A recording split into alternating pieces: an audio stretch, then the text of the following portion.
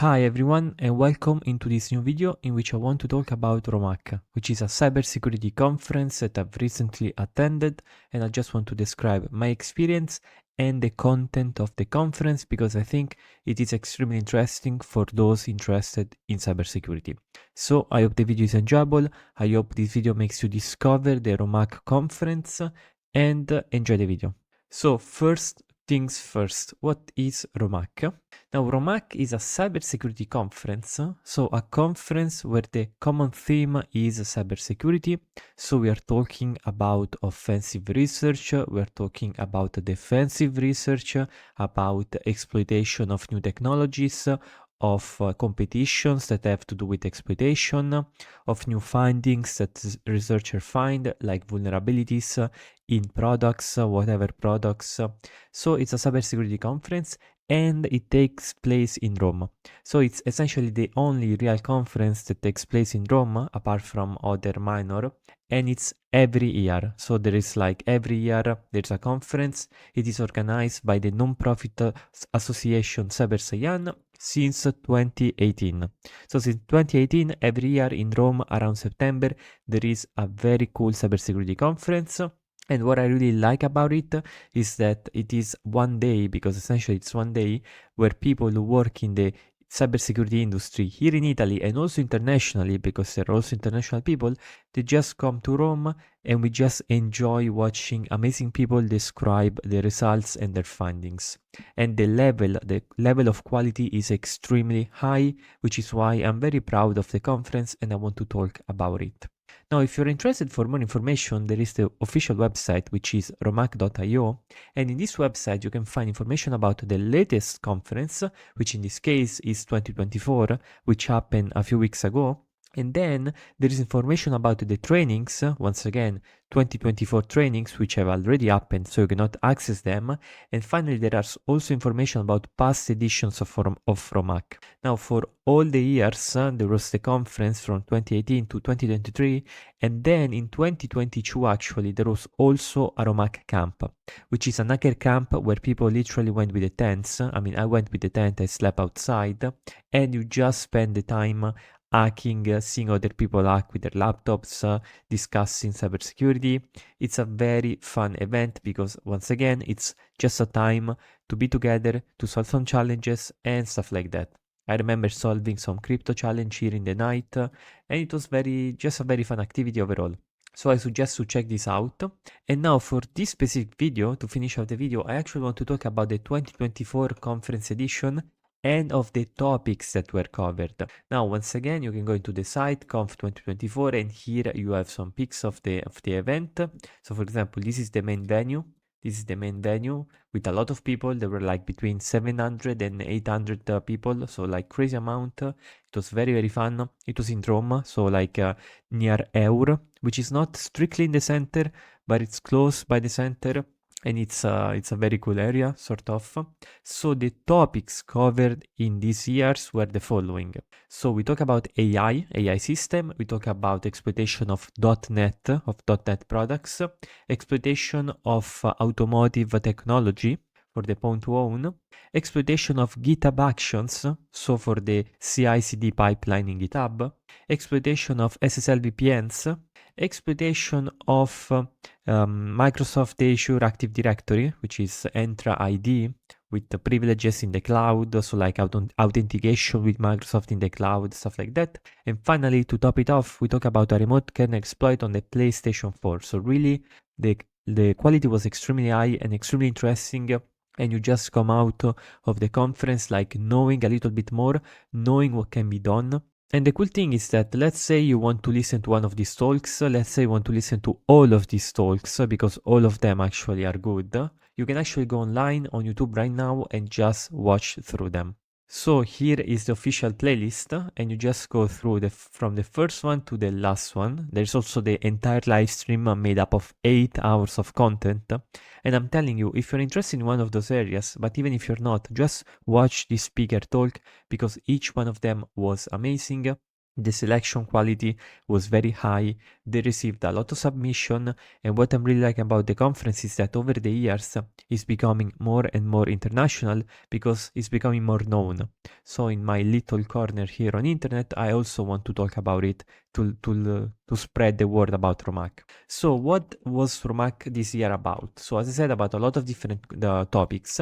So the first talk was by Lorenzo Cavallaro, and it talks about trustworthy AI for system security. Specifically, it focuses on understanding the challenges that machine learning faces in the context of adversarial machine learning evasion attacks. And this is specifically against malware classifiers. So essentially, a malware classifier is just a statistical model that takes a piece of software. So you have this model M. This model M takes a piece of software and it tells you whether it's malicious, so whether it's good, or whether it's bad. Like this is bad software, this is good software. Now internally, of course, it's extremely complex the way they come to these results. It could also be a probabilistic outcome. So it says, look, with 60% this is good, with 40% this is bad. And then you make a decision like, do you want to trust the software or not? So that's the idea. Now, when you have these sort of classifiers, the way they work is that they take the object that they want to work with. In this case, for example, is software, but consider the simpler case of images, which is what Lorenzo did in the talk. So it used images as an example. And the idea is that they create representation, abstract representation of those objects to capture specific characteristics. Then they work with those representation, and then they use those representation to make the final decision. So that's the idea. Now, the problem with malware classifiers is that malware, of course, is just a type of software. So the idea is, how can we characterize software? How can we model software in a way that captures the intention of the software? Because when we write code, ultimately, we're not interested in the single lines of code that we use. We're interested in the behavior of the software when it runs. So the idea is that how can we characterize that behavior, and how can we define methods to allow us to decide between malicious behavior and good behavior, intentional behavior, behavior that does not hurt the application, the user, or the server. And the reason why classifying malware is really hard is because in the context of an adversarial machine learning evasion attack, you have an adversary, which is the attacker, which can see actually the way your model works. So it takes the way your model works and crafts a specific malware that hides its true intentions to your specific model. So it's sort of like it evades the characteristics that are being looked at because you always have to look for certain characteristics. It's sort of like you say, okay, malware is everyone who wears a red shirt, and then you make your malware wear a blue shirt. So that's the idea. Of course, it's very simple. In the talk, I just suggest you to watch if you're interested in machine learning. In the talk, it just explains academic study over the subject, what are the progress and what are the challenges. So this is like very interesting, and you also use a very intuitive approach to describe the problem. So I suggest you to watch it. Second talk is by Sina Kerkach. I'm not sure about the pronunciation of these names or other names. Anyways, extremely interesting guy, extremely interesting description. So he described a CVE 2024-29847, which affected an Ivanti endpoint. Like Ivanti is sort of like a software to analyze data on the device. Ivanti endpoint runs on the endpoint device. So like ATM machines, client devices in a corporate network, stuff like that. Well, anytime you had your endpoint running this software, you were vulnerable to an unauthenticated RCE, which means remote code execution without authentication. So like I don't need to prove anything, I just go and take the execution through deserialization. And specifically, he discussed an internal library in .NET, which is called .NET Remote. So like it was all about .NET. And it was extremely interesting because in the talk, it was very intuitive and high level, but in actuality, he did an extremely lot of reverse engineering work. And I also like the fact that he mentioned where he took inspiration, he mentioned his mentors. It was like very welcoming to see extremely good guy also telling you like, look, I learned this and then I apply myself to discover new things. So once again, I really like the talk and Sina in general. I just suggest you to go and watch it. The third talk, also extremely interesting, is by Alex Plaskett and Mikhail Hudson. So this time it was about the Pawn to Own Automotive 2024. Now, for those of you who don't know what Pawn to Own is, essentially it's a competition, a hacking competition, cybersecurity competition, where they give a list of real world devices, so like products that you can touch, that you can use, or services, but typically it's about products.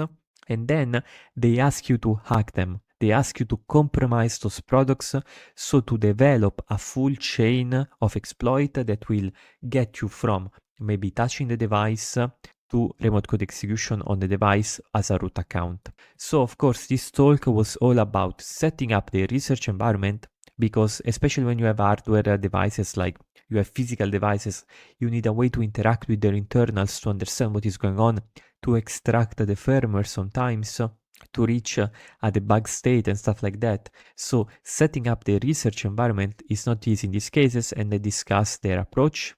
Then of course you need to find the vulnerabilities, because that's your entry point to the system, but not only you have to find them, to actually compete in a Pawn to Own, you have to own, which means that you have to develop full exploit chains to actually target your devices and to actually get this root execution on the device. And from the slides that you can obtain by going to the site to the slides, you can see the device they targeted. So let's remove this thing, and it's like this Alpine, this Pioneer, and this Phoenix Contact. And this one, out of time, they couldn't. So very interesting talk. As I said, it's all about setting up the environment, finding the vulnerabilities, and of course this also has to do with hardware stuff. So it's like a mix between software and hardware. The vulnerabilities themselves were not too sophisticated.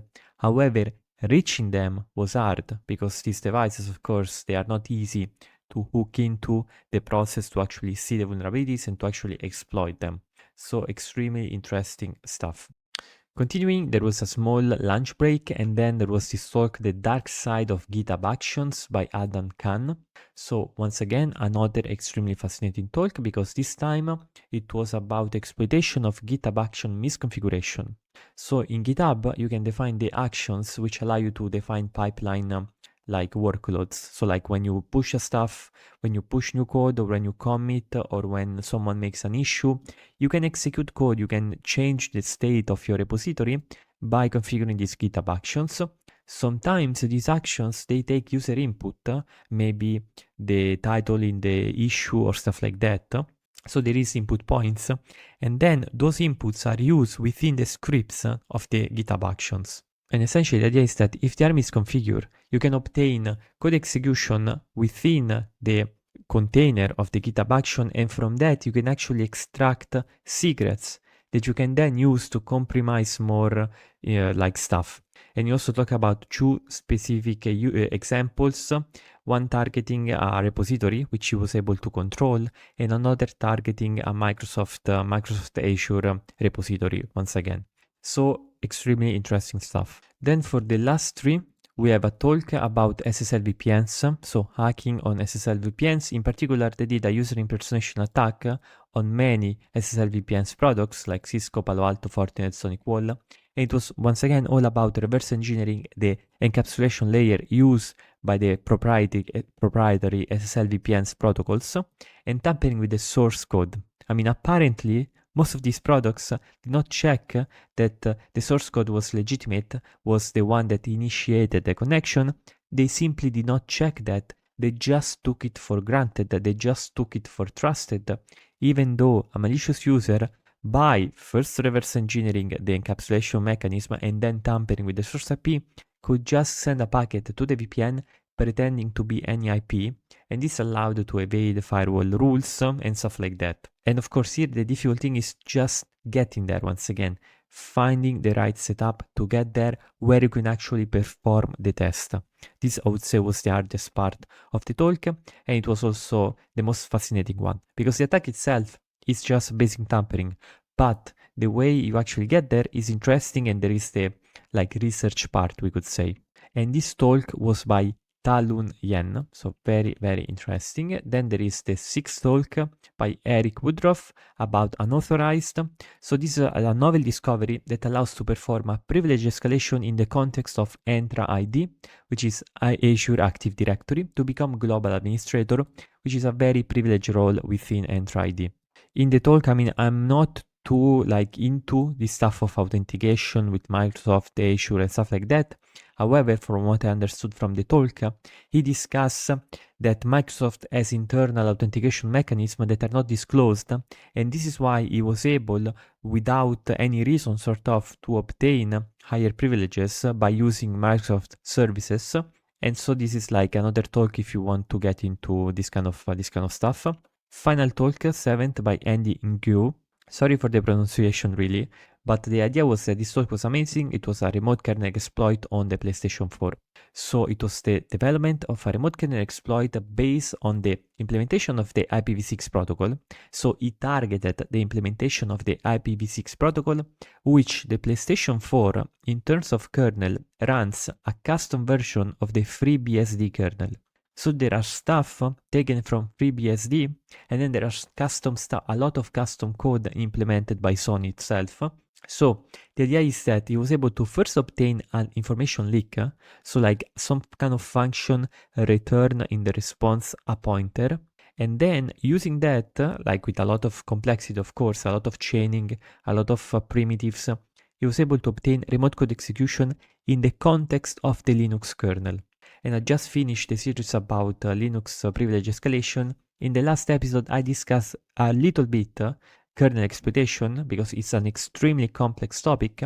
And if you watch this talk, you actually understand a little bit more how complex it is and what kind of techniques you have to use. It's all about finding the right primitives, then finding the right data structures that allows you to modify the state of the kernel execution, and then hijacking the kernel execution itself. So this edition was extremely interesting, and I suggest you to just keep in mind RomHack, because next year there's gonna be a new conference, 2025, with new trainings, and in 2 years from now, so that's 2024, there's actually gonna be a RomHack camp. So I'm gonna go there with the tent and just gonna have fun. And it's just a very cool conference. So for those of you interested, just remember that in Rome, every year there is a cybersecurity conference around September. So this is it for this video. I hope it was enjoyable. If you have some feedback, please leave it in the comments. Share this video with like-minded people to help me grow, and subscribe to the channel. And I hope I show you this amazing conference, which you can just look at even if you cannot come to Rome, because of course it's like a lot of travel. But even if you cannot come to Rome, you can just watch it live stream when it happens around September. So see ya, and to the next video.